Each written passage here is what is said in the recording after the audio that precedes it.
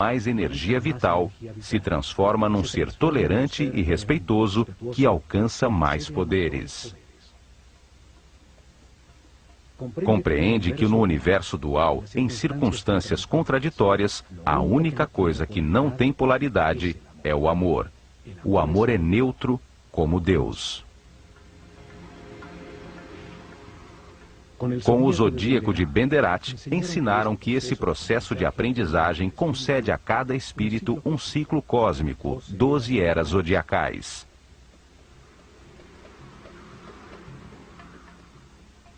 Um giro completo do sistema solar, recebendo a radiação de cada uma das 12 constelações.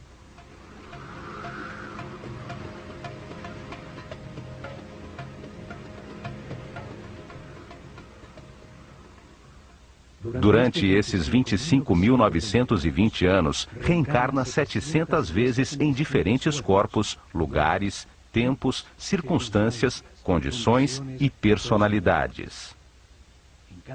Em cada vida aprende algo diferente. Cada vez nasce influenciado de diferentes maneiras pelas forças que as estrelas irradiam. Assim, todo ser vivo cumpre um ciclo cósmico, recebendo energia das 12 constelações e a influência dos céus, que marcam ritmos e produzem estados diferentes. Conhecendo a relação deste processo de aprendizagem, das vidas do homem na Terra com o movimento do planeta e do sistema solar, regeram os seus planos pelas estrelas. Estruturaram um método para revelar informações sobre Deus, o universo e o processo de aperfeiçoamento durante milhares de anos. Uma forma de mostrar ao homem o que é a vida e para que existe. Estabeleceram fases para revelar informações sobre Deus ao seu povo. Etapas que mudariam com as eras zodiacais na abóbada celeste. Épocas dedicadas a estudar como Deus criou o universo e depois a consciência do homem. Cada fase da revelação foi dirigida por um centro religioso construído ao longo da coluna vertebral do Egito, o Nilo. Atuaram como os chakras, ou centros de transformação e distribuição de energia e informação ao corpo do país. Desenvolveram em 4 épocas 4 centros religiosos, cada um deles dedicado a explicar e conseguir a compreensão do povo sobre uma fase do Gênesis. Cada um deles dedicado a um momento distinto do único Deus, com nomes e formas simbólicas diferentes.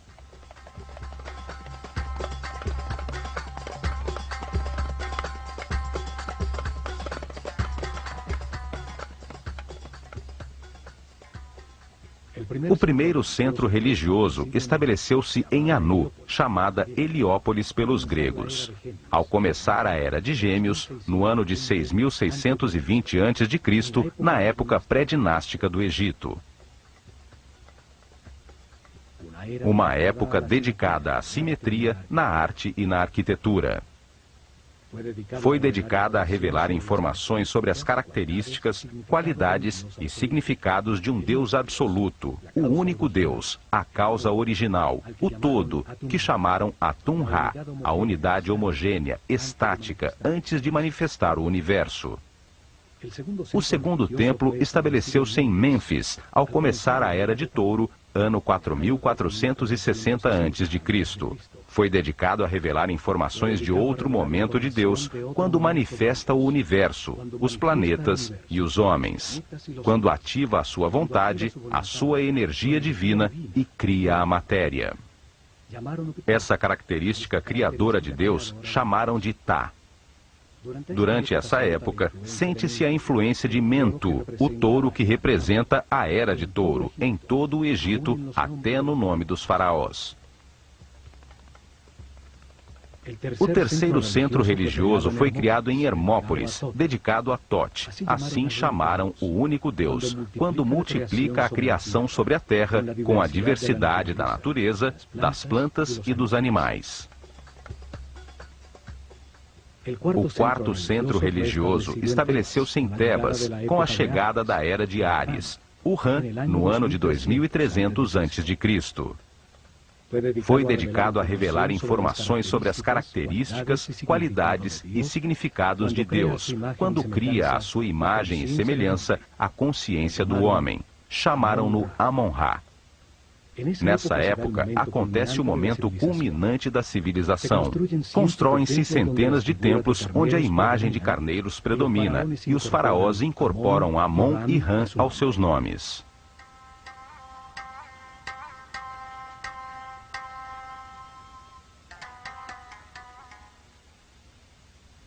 As mudanças de era ou constelação zodiacal determinaram a duração de cada fase da revelação. O povo entendeu aos poucos que existe um só Deus, que por suas características e momentos diferentes em que cria o universo e o homem, tem nomes diferentes. Criaram uma escola de mistérios para transmitir o seu conhecimento, garantindo sacerdotes sucessores de sua casta para continuar o processo de revelação. Se desenvolveram ao redor dos templos e centros religiosos. Em seu interior, se dedicaram a converter os iniciados em seres respeitosos, capazes de guiar seu povo e manejar as forças fundamentais da natureza. Escolheram seus discípulos entre todos os meninos do Egito, pelo nível de consciência e de sensibilidade que demonstravam, dando-lhes a possibilidade de dedicar-se a uma vida de sacerdócio. Deram-lhes informações sobre o processo de aperfeiçoamento, sobre Deus e o universo, através da reencarnação. Ensinaram-lhes ciências, artes, religião e filosofia. Foram treinados a exercitar seu autocontrole, aprenderam a conservar a sua energia vital, a compreender a importância do respeito e do livre-arbítrio, acelerando seu processo evolutivo. Foram convertidos em sucessores de sua casta, sacerdotes com o conhecimento e o poder que este produz, com a missão de guiar o povo num caminho de aperfeiçoamento geral. Foram encontradas estátuas de sacerdotes, uns saindo de um cubo, outros representados como escribas, seres com o conhecimento. Alguns poucos tiveram adicionado aos seus nomes a palavra Hotep, que significa sábio, como Imhotep ou Amenhotep, filho de Rapu, como reconhecimento de sua sabedoria.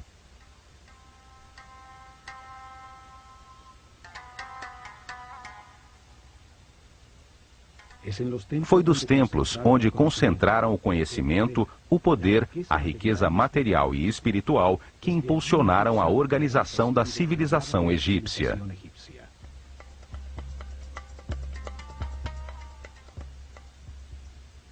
Utilizaram o olho de Horus como símbolo desta organização fechada de sacerdotes que dirigiu o destino do Egito por milhares de anos, nas sombras, atrás do faraó.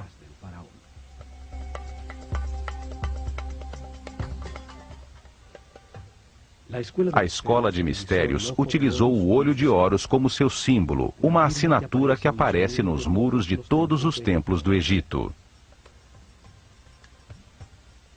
Um símbolo que traz à mente e evoca o seu significado, sua ação principal, e transmite uma ideia de uma maneira muito simples, além das palavras. Seu significado pode ser entendido milhares de anos depois de ter sido desenhado.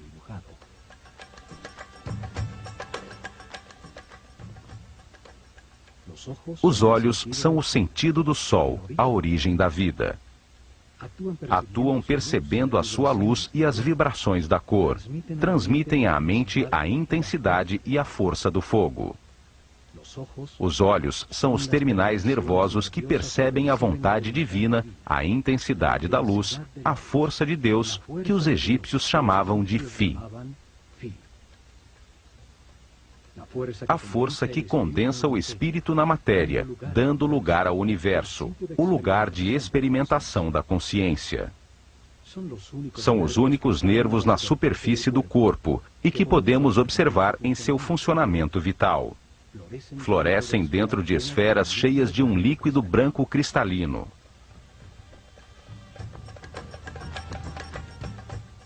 Os olhos simbolizam a dualidade.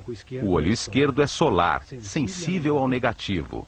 O direito é lunar, sensível ao positivo e afirmativo.